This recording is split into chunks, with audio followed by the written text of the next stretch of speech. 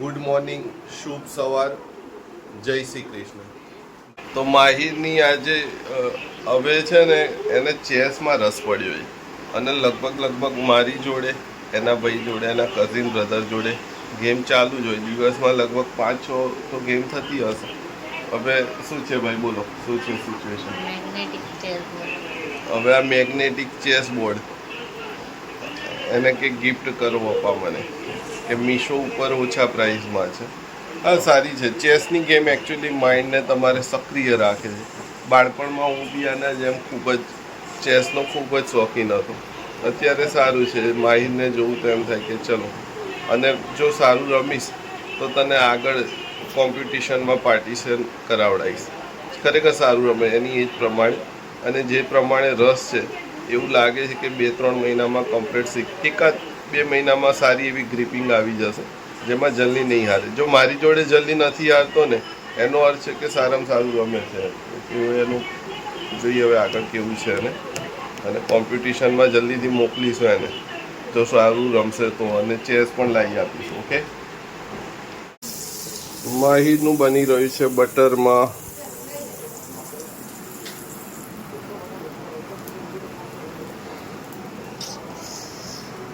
Cheese, અને આ બધી મિક્સ આઈટમ નાખીને એક નાસ્તો રેડી કરી દઈશું. બાળકોને આ ટાઈપનું જ બધું ભાવતું હોય. ત્યાં જો એને કારેલા જમાડવા બેસાડ્યું છે ને, તો આજે જમાઈ નથી રહ્યું, એને બબડી રહ્યો, પણ એના મમ્મી સ્ટ્રિક્ટલી જમાડી દે, સ્ટ્રિક્ટલી. નો નાસ્તો રેડી કરી દીધો છે, અને બાજુમાં કન્સ્ટ્રક્શનનું કામ છે ને, તો બહુ હેડેક થઈ રહ્યું છે. જોકે ક્યારેક આપણું, ક્યારેક બાજુવાળાનું આવું ચાલતું રહેતું. પણ એક વાત યાદ આવી, થોડી કોમિક વેમાં જરૂર લેજો, સિરિયસલી ના લેતા. ઘરના કામમાં આપણે ગમે તેટલી હેલ્પ કરાવીએ, છતાં પણ પત્ની તરફથી એક ડાયલોગ હોય છે કે બાજુમાં જઈને જોઈએ આવો કે કેટલું કામ કરે. તમારા ત્યાં સિચ્યુએશન થતી હશે, ખરું કીધું ને? દરેક ઘરની કહાની છે. સારું, તો હવે હું મારું કામ સ્ટાર્ટ કરું છું. મારે પણ અર્જન્ટ આપવાનું છે આજે ઘરને. ખીચડીનો ટેસ્ટ છે ને એકચ્યુઅલી એના સૂકા મસાલાથી આવે, એવી વઘારવાની ને કે ટેસ્ટી લાગે. અને આજે જમણવારમાં બન્યા છે કારેલા. કારેલાનું નામ સાંભળીને બધાનું મૂળ મરી જાય, પણ ખરેખર સારા બનાવે છે મારા વાઈફ, અને મજા આવે જમવામાં. એના શોખીન વ્યક્તિ 2 દિવસ, આઈ થિંક પરમ દિવસે લાવ્યો તો, હજુ ચાલી રહી છે અહીંયા ઘરમાં. આવું છે. આજે ધ્રુવના મમ્મીએ ધ્રુવની ફરમાઈશ પર બેસનના લડ્ડુ બનાવ્યા છે. મહેનત ઘણી રહી છે, પણ તમે ટેસ્ટ કરો ને એમ થાય કે વાહ. કેમ કે ઘી પણ આપણે ઘરનું બનાવેલું વાપરવાનું, સાથે સાથે શું વાવવાની અંદર બેસન સિવાય? સોજી, બોરું અને મિલ્ક પાવડર. પણ ટેસ્ટ કર્યો તો હા, બેસન એટલે ચણાનો લોટ તો હોય છે, અને ટેસ્ટ કર્યો તો ખરેખર ટેસ્ટી લાગ્યો. નાઈસ.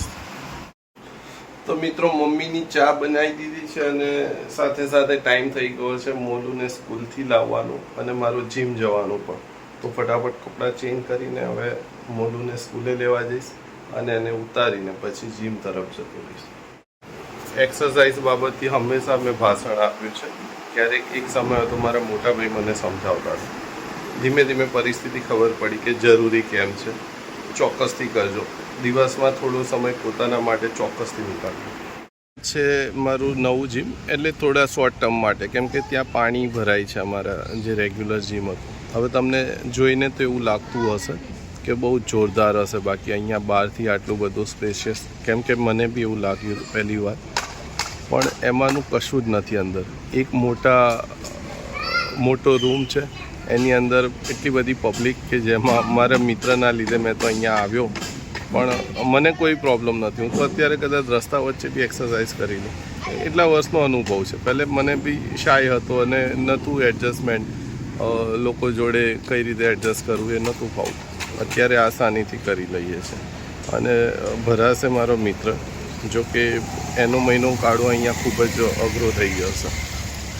હું તો અહીંયા એક્સરસાઇઝ નોર્મલી કરી લઈશ, નોર્મલ જેટલી જરૂરિયાત છે એટલે બધા સાધનો છે, પણ ભીડ ઓવરલોડેડ છે. એની જગ્યાએ એક સારું જીમ જોયું હતું જ્યાં બહુ બધી રીતે કન્વેન્સેબલ હતું, પણ જોઈએ હવે નેક્સ્ટમાં શું થાય છે.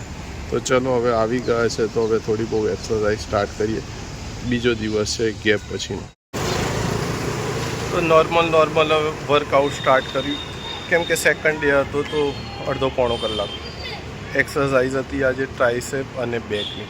અહીંયા પાછળ અમારું જે જીમ છે એમાં ઉપર લાઇબ્રેરી છે અને નીચે જે મેદાન છે ત્યાં બાળકો કરાટે કરી રહ્યા છે. તો એકંદરે સારું લાગ્યું, પણ ખૂબ જ ક્રાઉડેડ છે એકચ્યુઅલી, ખૂબ જ બહુ ભીડ છે. હવે એમ કે વર્ષોથી કરીએ છીએ એટલે કોઈ ઇશ્યુ નથી થતો, પણ જે નવા સવા આવે ને એ બચારા કંટાળે વેઇટ કરીને. આપણે તો એક એક્સરસાઇઝમાં વેઇટ હોય તો બીજી નોર્મલ કરી લેતા હોય એ રીતે. તો ચલો હવે પત્યું, હવે નીકળીએ ફટાફટ ઘરે, કેમ કે આજે ઘણું કામ પેન્ડિંગ છે મારું પોતાનું ડિઝાઇનિંગનું. અને ડિઝાઇનિંગ હંમેશા કહું છું, ડિઝાઇનિંગના કામમાં લોકોની સંખ્યા એટલે જે ફિલ્ડમાં છું એમાં સંખ્યા વધે એવો મારો પ્રયત્ન છે. અને જીમનું એટલા માટે હંમેશા મેં મારા કોર્સમાં પણ હંમેશા કહેતો આવ્યો છું કે ફિટ રહો. સૌથી પહેલું જે છે આપણા માટે ફિટનેસ હોવું જોઈએ, આઈ થિંક સો દરેક માટે. જીમમાંથી વહેલો આવ્યો તો બી ફની રિએક્શન મળી રહ્યા કે ભાઈ હા ભાઈ દરરોજ વહેલો જ આવીશું, અને મારે પણ ઘણું બધું કામ હોય છે એટલે એવું નથી હોતું. મારે પોતાને આલ્બમો ડિઝાઇનિંગનું કામ નથી આપવાનું, કેટલા બધા કસ્ટમરોનું પેન્ડિંગ થઈ ગયું છે. તો પછી એક્સરસાઇઝ એમ બી અડધો કલાક આ તો ઘણીવાર મિત્રો એવું થાય ને ત્યાં રોકે, પાછા આડી અવળી વાતચીત થાય, એમાં ટાઈમ થઈ જતો હોય. ચલો તો હવે અમે જઈ રહ્યા છે પકોડી ખાવાને. ઓ બાપરે, દાળ ભાત મારી ફેવરેટ દાળ ભાત બનાવે છે. તો પકોડી તમે ખાજો, હું મારું પ્રોટીન શેક લઈ લઈશ. બોલો. ઓકે ચલો કપડાં ચેન્જ કરી લઉં છું. અને પકોડી જે આપણી રેગ્યુલર છે એ ત્યાં કંઈ કન્સ્ટ્રક્શનનું ચાલતું હતું રોડ ઉપર, એટલે એનું બંધ છે, નહીં તો હું લઈને જ આવવાનું હતું. કંઈ નહીં, છતાં રાણી ગામમાં જે અમારું માર્કેટ છે ત્યાં જઈને ટેસ્ટ કરીશું. હવે તો જીમમાંથી આવતાની સાથે માહિર ગેમ રમવા માટે કરી રહ્યો છે. તો એકચ્યુઅલી શું છે કે બાળકો સાથે ગેમ રમવાનો એક જ ફાયદો છે પેરેન્ટ્સે, કે તમને એક મિત્ર જેવો એક રિલેશન મેન્ટેન કરવામાં ઇઝી રહેશે તમારા બાળકો સાથે. હંમેશા કહે છે ને બધા વડીલો કે બાળકો સાથે એક મિત્રતાપૂર્ણ, જેથી કરીને કોઈ પણ વાત ખુલીને કહે. તો એનું એક જે જોડે ને એક એવો બ્રિજ છે ગેમ. આજના ટાઈમમાં પબજી પણ રમું છું. એકવાર એક મિત્રએ કીધું હતું, એને મળવા ગયો હતો તો મને સમજાવતો હતો, ક્યારે એના છોકરાને એમ કે સમજાય ભાઈ આ પબજી રમે. મને હસવું આવી ગયું કે ભાઈ હું બી રમું છું, મેં પણ એમાં ખર્ચા કરેલા છે. ગેમ એકચ્યુઅલી એવું નથી હોતું ગેમની રીતે, પણ બીજા સેન્ટેન્સમાં ગેમ રમતા એવી ઘણી બધી વાતો થાય. સ્કૂલ વિશે, મિત્રો સાથે કેવું રહ્યું, દિવસ આજનો કેવો ગયો, એ બધું એક પેરેન્ટ્સ તરીકે તમે તમારા બાળકને, અને બાળક પણ ઉત્સાહપૂર્વક તમને જણાવશે. હવે તમારું એક મ્યુચ્યુઅલ અન્ડરસ્ટેન્ડિંગ જ નહીં હોય તો એ પોસિબલ નહીં થાય. તો ગેમ એક સરળ રસ્તો છે બાળકો સાથે ગુડ કન્વર્ઝનનો. તમે એના સ્કૂલમાં હમણાં લાસ્ટ મિટિંગમાં ગયા હતા, હંમેશા મેં કીધું છે કે આવનારા સમયમાં તમે એક સબ્જેક્ટ છે જે કે આપણા સમયમાં તો વિચારવા જેવું જ નહોતું, કેમ કે મોબાઈલનો જમાનો નહોતો, એટલે આપણે એકબીજા સાથે ઇઝીલી કોન્ટેક્ટમાં આવતા. એમ ઇઝીલી મીન્સ કે એક્ઝેક્ટલી વર્ડમાં જણાવું તો સ્કૂલમાંથી એવું કહેવામાં આવતું હતું કે કેમ કે એક અલગ સબ્જેક્ટ તરીકે ઉભરી આવે. વિચારો તમે આવનારા 10-20 વર્ષોમાં કે જે બાળકો સરળતાથી એક કન્વર્ઝેશન બીજા સાથે આસાનીથી કરી શકશે, એ બાળક આગળ વધશે આસાનીથી. તો વાત તો સાચી છે ક્યાંક અર્થમાં. હંમેશા મેં પણ કીધું છે કે મારો પોતાનો સ્વભાવ શાય રહેલો છે, એના લીધે જે લોકો શાય હોય ને એની પ્રગતિ ધીમી થાય એ વસ્તુ છે. ને જે લોકો ખુલીને એકબીજા સાથે ભળી જતા હોય કે ખુલીને બે શબ્દ કહી શકતા હોય, તો એ ટાઈપના જે બાળકો હોય ને એ બહુ જલ્દી ગતિશીલ હોય. તો આ વસ્તુ છે. બાળકો સાથે ગેમ જો સમય મળે ને તો નાનકડી કોઈ પણ ગેમ જે એને ગમે એ રમવાનો પ્રયત્ન કરો. અમારે અત્યારે ચેસ ચાલે છે, ક્યારેક પબજી ચાલતી હતી, અત્યારે ચેસનો માહોલ છે તો ચેસ રમીશું. મોલું માટે મેક્સિકન આઈટમ રેડી થઈ રહી છે. રોટીમાં મિયોનીઝ, ટોમેટો સોસ અને આ મેગી થોડી બહુ નાખી દીધી અંદર.